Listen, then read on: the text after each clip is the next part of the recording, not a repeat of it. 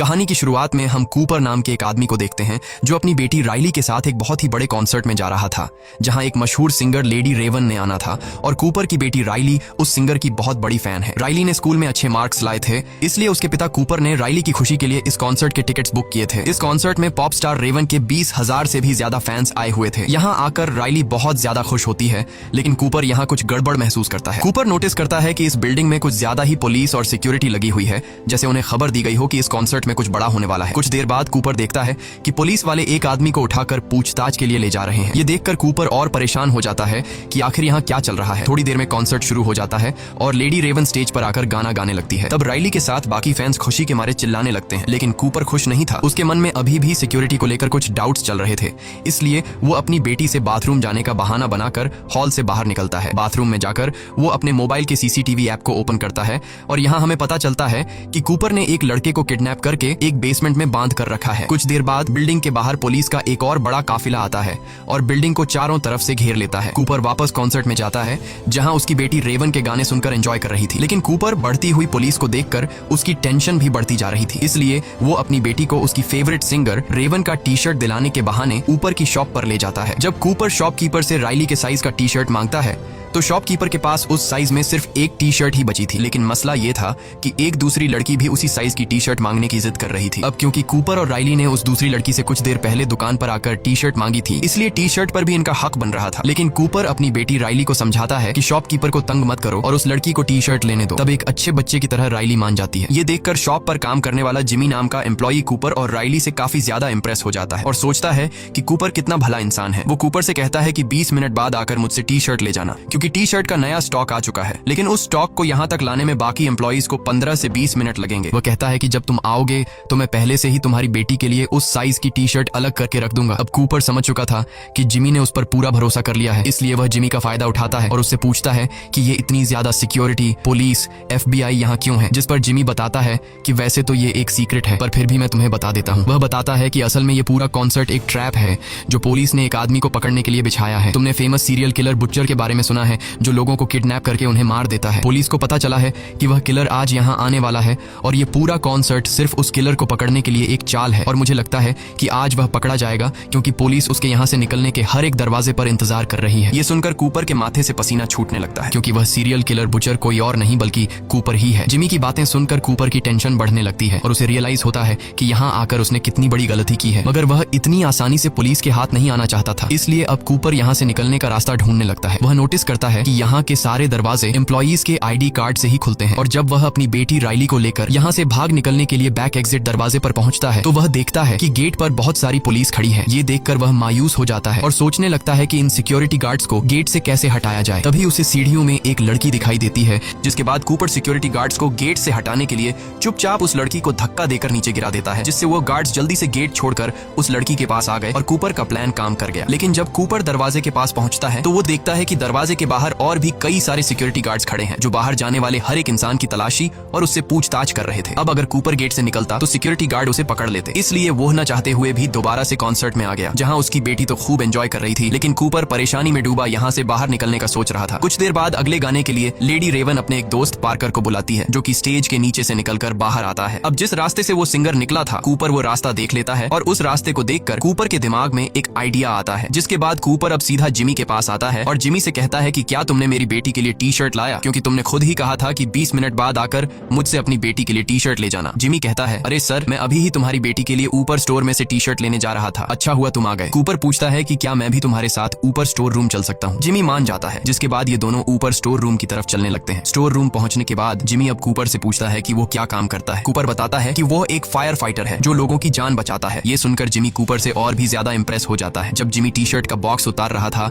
तब कूपर चुपके से उसका ID कार्ड चुरा लेता है, जिससे वो बिल्डिंग के किसी भी दरवाजे को खोल सकता था। अब कूपर जिमी से और जानकारी निकालने की कोशिश करता है, इसलिए वो जिमी से पूछता है कि क्या तुम्हें लगता है कि आज वह खतरनाक सीरियल किलर बुचर पकड़ा जाएगा। जिस पर जिमी बताता है कि वह किलर आज जरूर पकड़ा जाएगा, क्योंकि उसके लिए एकदम परफेक्ट ट्रैप बिछाया गया है। वह बताता है कि सभी एम्प्लॉइज को इस ट्रैप के बारे में पता है और उन सबको पुलिस ने अलग अलग सीक्रेट कोड भी दिया हुआ है। अब यहाँ पहले तो कूपर डर जाता है कि कहीं जिमी को उस पर शक न हो, लेकिन फिर वह मजाक में तरीके से जिमी से पूछ लेता है कि तुम्हारा सीक्रेट कोड क्या है, और जिमी बेवकूफ बेवकूफ अपना सीक्रेट कोड कूपर को बता देता है कि मेरा सीक्रेट कोड हैमिल्टन है। इसके बाद जिमी एक टी शर्ट निकालकर बिना पैसों के कूपर को दे देता है। अब जैसे ही जिमी वहां से जाता है तब कूपर अपने काम पर लग जाता है और नीचे बेसमेंट में जाकर जिमी का आईडी कार्ड यूज करके दरवाजा खोलकर एक रूम के अंदर आ जाता है जहां पुलिस की एक सीक्रेट मीटिंग चल रही होती है। कूपर ऐसे दिखाता है कि वह एक एम्प्लॉई है और यहाँ कॉफी लेने आया है और किसी भी पुलिस वाले को उस पर शक नहीं होता। अब कूपर कॉफी के बहाने खड़ा होकर उनकी बातें सुनने लगता है। वह लोग प्लानिंग के मुताबिक बुचर को पकड़ने की बातें कर रहे थे। कूपर भी ज्यादा देर तक खड़ा नहीं रहता कि कहीं उन्हें उस पर शक न हो जाए, इसलिए वह कॉफी लेकर यहाँ से निकलने लगता है और बहुत ही चालाकी से एक पुलिस रेडियो भी चुरा लेता है ताकि उसे सोल्जर्स की हर एक बात के बारे में पता चलता रहे। इसके बाद कूपर वापस कॉन्सर्ट में आ जाता है और पुलिस रेडियो पर बातें सुनते हुए उसे पता चलता है कि इस पूरे प्लान की लीडर एक बूढ़ी औरत डॉक्टर ग्रैंड है। रेडियो पर वह कुछ और बातें सुनता है जो उसके लिए एक अच्छी खबर थी। असल में किलर कैसा दिखता है ये कोई नहीं जानता, पुलिस को बस इतना पता है कि वह एक आदमी है। कूपर अब अकेले यहाँ से निकलने का सोचता है क्योंकि वह नहीं चाहता था कि अपनी बेटी को भी साथ निकालने के चक्कर में कहीं वह पकड़ा न जाए। इसलिए वह अपनी बेटी से कहता है कि मैं फिर से बाहर जा रहा हूँ क्योंकि मैं अपना क्रेडिट कार्ड भूल गया हूँ और हाँ, अगर तुम गलती से भी कहीं खो गई तो पार्किंग एरिया में आ जाना। जिसके बाद वह निकल पड़ता है और सीढ़ियों पर चढ़ने के बाद रास्ते में उसे एक फायर अलार्म दिखाई देता है और अब वह सोचता है कि क्यों ना मैं ये फायर अलार्म बजा दूं जिससे यहाँ लोगों में हलचल मच जाएगी और इसी मौके का फायदा उठाते हुए वह भीड़ में छिपकर यहाँ से निकल जाएगा। लेकिन जैसे ही वह फायर अलार्म को बजाने ही वाला था तभी रेडियो में उसे डॉक्टर ग्रैंड की आवाज आती है जो बोल रही थी कि किलर यहाँ से भागने की कोशिश कर रहा होगा। वो जरूर लोगों को पैनिक करने की कोशिश करेगा, जैसे यहाँ झूठा फोन करके ये बोलना कि यहाँ बॉम्ब है या फिर फायर अलार्म बजा देना। अगर ऐसा कुछ होता है तो सिर्फ औरतों और बच्चों को ही यहाँ से बाहर निकाला जाएगा और मर्दों को पूछताछ के लिए रोका जाएगा। ये सुनकर कूपर परेशान हो जाता है क्योंकि एक बार फिर से उसका प्लान फ्लॉप हो जाता है। अब कूपर छत से भागने की सोचता है पर वहाँ के गेट पर भी पुलिस खड़ी थी। तभी उसकी नजर किचन पर जाती है जिसे देखकर उसके दिमाग में एक आइडिया आता है। वो चूल्हे का टेम्परेचर फुल पर सेट करके उसमें कांच की बोतल फेंक देता है और कुछ ही देर में बोतल के फटने से वहाँ धमाका होता है और एक लड़की के पूरे बॉडी पर उबलता हुआ तेल गिर जाता है जिससे वो बेचारी जोर से चिल्लाने लगती है। चीखने की आवाज सुनकर पुलिस उस लड़की की हेल्प करने आ जाते हैं और कूपर किचन से एप्रन उठाकर छत पर चला जाता है और भागने का रास्ता ढूंढने लगता है। लेकिन यहाँ भी दो पुलिस वाले आ जाते हैं जिनकी पहले से यहाँ पर ड्यूटी लगाई गई थी। वो कूपर से पूछते हैं कि वो यहाँ क्या कर रहा है, जिस पर कूपर बताता है कि वो बस ताजी हवा लेने आया था। किचन में आग लगने की वजह से उसकी दोस्त जल गई है। मुझसे मेरी दोस्त की हालत देखी नहीं जा रही थी इसलिए मैं छत पर आ गया। अब यहाँ पुलिस को कूपर पर शक होने लगा, इसलिए पुलिस कूपर से उसका सीक्रेट कोड पूछ लेती है और कूपर हैमिल्टन बता देता है जो कि उसे जिमी से पता चला था। इसके बाद वो कूपर से आईडी भी मांगते हैं जो कि पुलिस ने सभी एम्प्लॉइज को दी थी। कूपर ने जो एप्रन पहना हुआ था अब वो उस एप्रन को चेक करता है जो कि ये एप्रन किसी दूसरे एम्प्लॉई का था जिसमें उसे एक एम्प्लॉई का वॉलेट मिल जाता है और उस वॉलेट में उस एम्प्लॉई का कार्ड भी था जिसे कूपर पुलिस को दिखा देता है। कार्ड को देखकर पुलिस को यकीन हो जाता है कि कूपर यहाँ का एम्प्लॉई है और पुलिस वाले उसे जाने देते हैं। लेकिन कूपर का छत से भागने का प्लान नाकाम हो गया। अब राइली अपने पिता कूपर को ढूंढते हुए बाहर आ गई थी क्योंकि वो बाकी कॉन्सर्ट उसी के साथ ही देखना चाहती थी। कूपर बेटी की बात मानते हुए वापस कॉन्सर्ट में आ जाता है और अब कूपर हार मान चुका था क्योंकि उसने कई बार बाहर निकलने की कोशिश की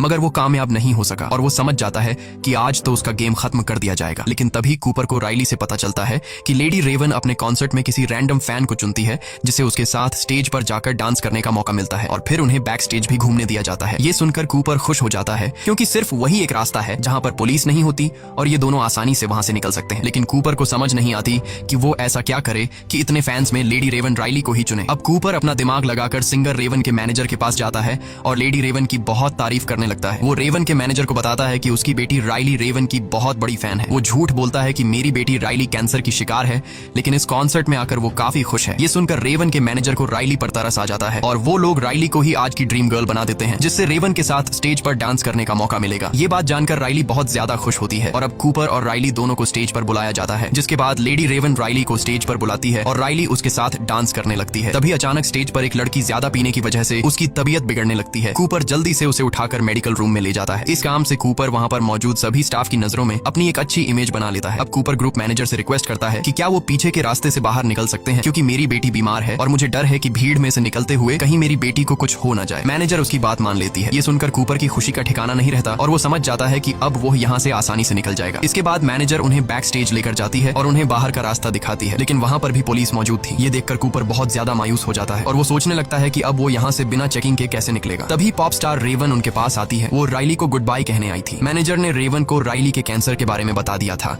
जो कि असल में कूपर का बनाया हुआ झूठ था। रेवन एक अच्छे दिल की मालिक थी। उसे राइली पर इतने छोटे उम्र में कैंसर लगने की वजह से बहुत बुरा लगा। इससे पहले कि रेवन राइली से कैंसर के बारे में पूछ पाती तभी कूपर रेवन से कहता है कि वो उससे 2 मिनट अकेले में बात करना चाहता है और रेवन मान जाती है। रेवन कूपर को अपने मेकअप रूम में ले जाती है और यहाँ कूपर बताता है कि जिस सीरियल किलर बुचर को पुलिस ढूंढ रही है वो असल में कोई और नहीं बल्कि मैं हूँ। साथ ही साथ कूपर रेवन को अपना मोबाइल दिखाता है कि उसने एक लड़के को किडनैप भी कर रखा है और वो लड़का चीख चीख कर मदद के लिए पुकार रहा था। कूपर कहता है कि इस मोबाइल के एक बटन दबाते ही उस रूम में जहरीली गैस फैल जाएगी और वो लड़का मारा जाएगा। रेवन कूपर से कहती है कि तुम क्या चाहते हो, जिस पर कूपर रेवन से कहता है कि तुम मुझे और मेरी बेटी को अपनी कार में बैठाकर यहाँ से बाहर निकालोगी, नहीं तो मैं उस लड़के को मार दूंगा। ये सुनकर रेवन डर जाती है और वो कूपर की बात मान लेती है और उसे और उसकी बेटी राइली को अपनी लिमोजीन कार में बैठाकर यहाँ से ले जाने लगती है। इधर पुलिस कॉन्सर्ट में आने वाले हर आदमी की चेकिंग कर रही थी और कूपर उनकी नजरों के सामने से फरार हो गया। राइली को कुछ समझ नहीं आ रहा था। वो लेडी रेवन के साथ एक सीट पर बैठकर बहुत खुश थी और तब रेवन भी समझ जाती है कि कूपर की फैमिली कूपर की सच्चाई नहीं जानती। अब क्योंकि रेवन भी कूपर को किसी तरह से पकड़वाना चाहती थी, इसलिए वो राइली के साथ उसके घर जाने का कहती है। ये सुनकर राइली बहुत ज्यादा खुश हो जाती है और वो जल्दी से अपनी मॉम रेचल को कॉल करके बताती है कि हमारे घर मशहूर पॉप स्टार रेवन आने वाली है।